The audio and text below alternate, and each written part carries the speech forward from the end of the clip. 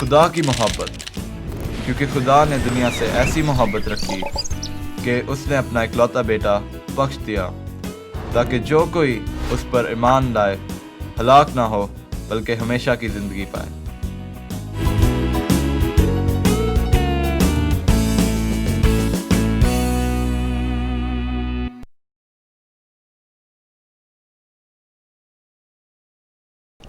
खुदावंद यीशु मसीह के अजीम जलाली और पुरफजल नाम में मैं वायलेट सिसल आप सबको सलाम पेश करती हूँ और प्रोग्राम खुदा ने दुनिया से ऐसी मोहब्बत रखी में आप सबको खुश आमदीद कहती हूँ। नाजरीन, योएल नबी की किताब में खुदावंद यूँ फरमाता है, और मैं ज़मीन आसमान में अजायब ज़ाहिर करूँगा, यानी खून और आग और धुएँ के सतून, इससे पेशतर कि खुदावंद का खौफनाक रोज़े अजीम आए। आफताब तारीक और महताब खून हो जाएगा, और जो कोई खुदावंद का नाम लेगा वो निजात पाएगा। आइए नाजरीन, हम भी खुदावंद का नाम लें और मिस रूप जॉर्डन की खूबसूरत आवाज़ में ये गीत सुनें।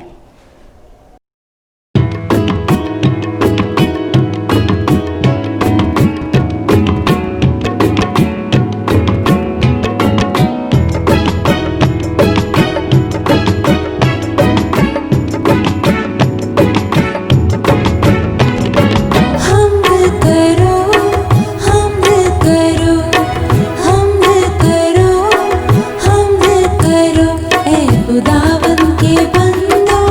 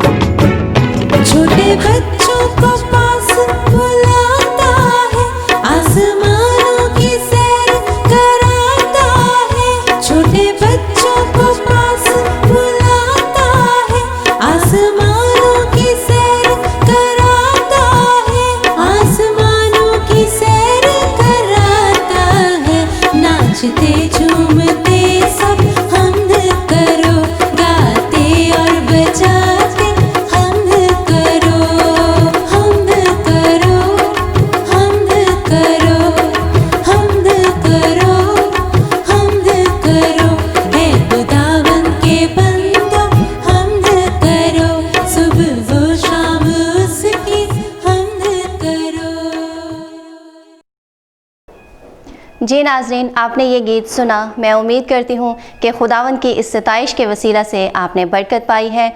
और अब वक्त है हमारी आज की कहानी का, तो आइए चलते हैं अंकल डेविड और पिंकी के पास और उनसे आज की कहानी सुनते हैं। खुदावंद यीशु अल मसीह के बाबरकत नाम में पिंकी और अंकल डेविड आप सबको सलाम पेश करते हैं और एक नई कहानी के साथ आप सबको खुश आमदीद कहते हैं। नाजरीन, हमारी यही कोशिश है कि हम सब मिलजुल कर खुदा का पाक कलाम सीख सकें। जी हाँ, और कलाम सीखने के वसीला से खुदा की कुर्बत हासिल कर सकें। नाजरीन, खुदा चाहता भी यही है कि हम उसके मुंह की बातों को सीखें ताकि उसकी इलाही जात के बारे में इल्म हासिल कर सकें। जी हाँ नाजरीन, इस कोशिश में हम किस हद तक कामयाब हो रहे हैं, इसके बारे में अपनी राय हमें जरूर दीजिएगा। जी साथियों, हमें जरूर बताइए। अंकल डेविड, आज की कहानी के बारे में कुछ बताइए। पिंकी बेटा, हमारी आज की कहानी का नाम है खुदावंद यीशु अल मसीह मसलूब होते हैं। खुदावन यीशु अल मसीह मसलूब क्यों हुए? उन्होंने क्या किया था? उन्होंने कुछ भी नहीं किया था। तो फिर वो मसलूब क्यों हुए? वो तो बिल्कुल बेऐब थे ना अंकल डेविड। बिल्कुल ठीक कहा पिंकी बेटा, वो वाकया बेऐब थे, लेकिन सारी दुनिया के गुनाहों का कफारा अदा करने के लिए उन्होंने ये कुर्बानी दी। अच्छा जी। हाँ जी। आइए नाजरीन, ये कहानी सुने। यीशु को ठट्ठों में उड़ाने के बाद सिपाही उसे मसलूब करने को ले गए। उन्होंने सलीब उसी के कंधों पर लाद दी। सिपाही यीशु को खोपड़ी के मुकाम पर ले गए और उसके हाथों और पांवों को कीलों से जड़ दिया। लेकिन यीशु ने कहा, ऐ बाप, इनको माफ कर, क्योंकि ये नहीं जानते कि क्या करते हैं। पिलातुस ने हुक्म दिया कि यीशु के सर पर यह कतबा लिखकर लगाया जाए, यहूदियों का बादशाह। सिपाहियों ने यीशु के कपड़ों पर कुरा डाला। जब उन्होंने ऐसा किया तो वो नविश्ता पूरा हुआ, उन्होंने मेरे कपड़ों के हिस्से किए और मेरी पोशाक पर कुरा डाला। यीशु दो डाकुओं के दरमियान मसलूब हुआ।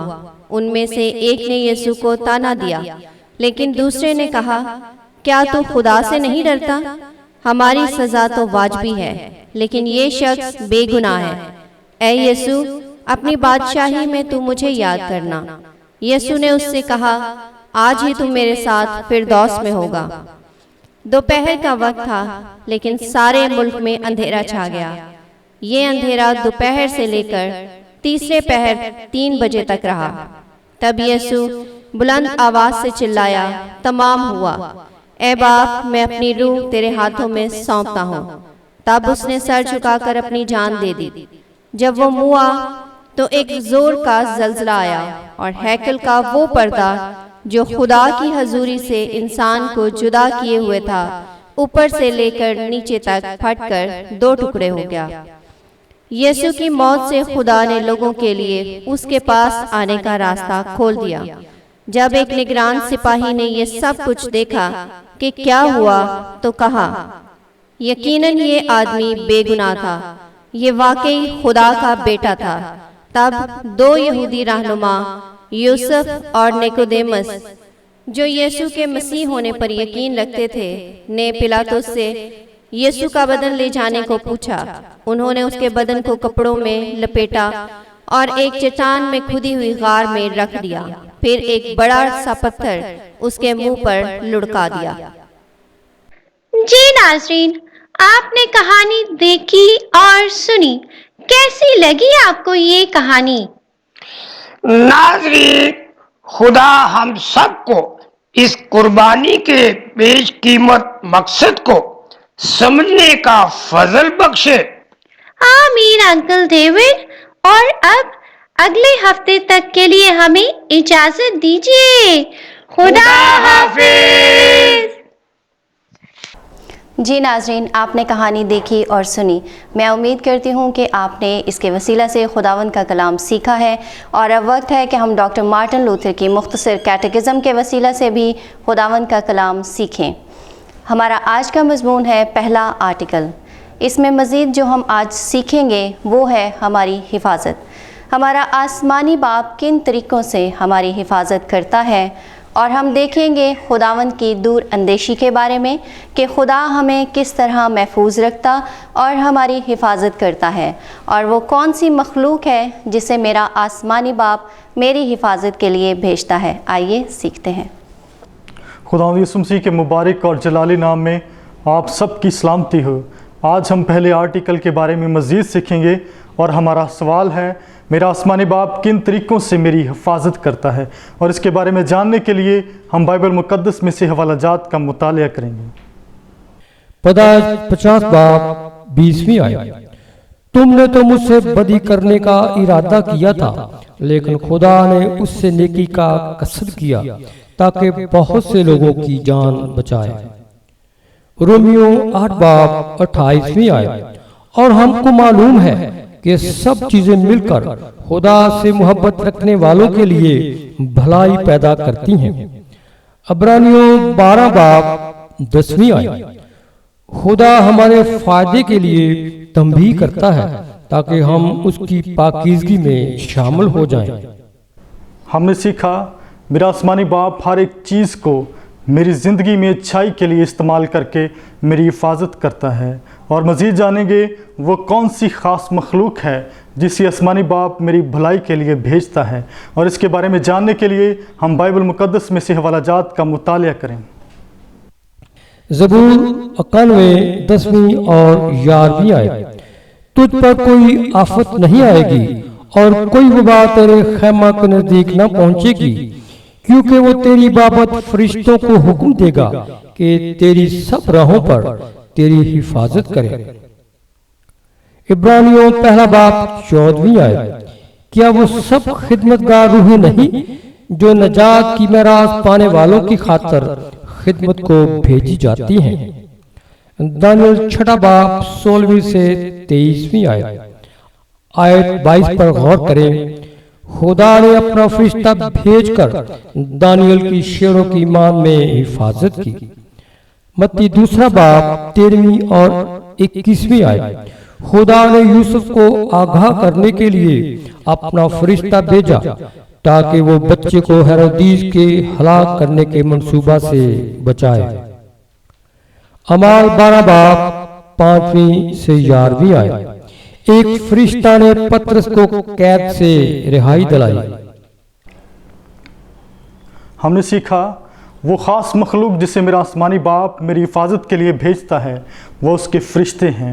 और मज़ीद जानेंगे ये क्यों तसल्ली का बाइस है कि खुदा के फ़रिश्ते मेरी हिफाजत करते हैं। और इसके बारे में जानने के लिए हम बाइबल मुक़द्दस में से हवालाजात का मुतालिया करेंगे।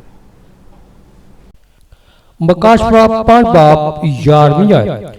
और जब मैंने निगाह की तो उस तख्त और उन जानदारों और बुजुर्गों के गिरदा गिर्द बहुत से फरिश्तों की आवाज सुनी जिनका शुमार लाखों और करोड़ों था।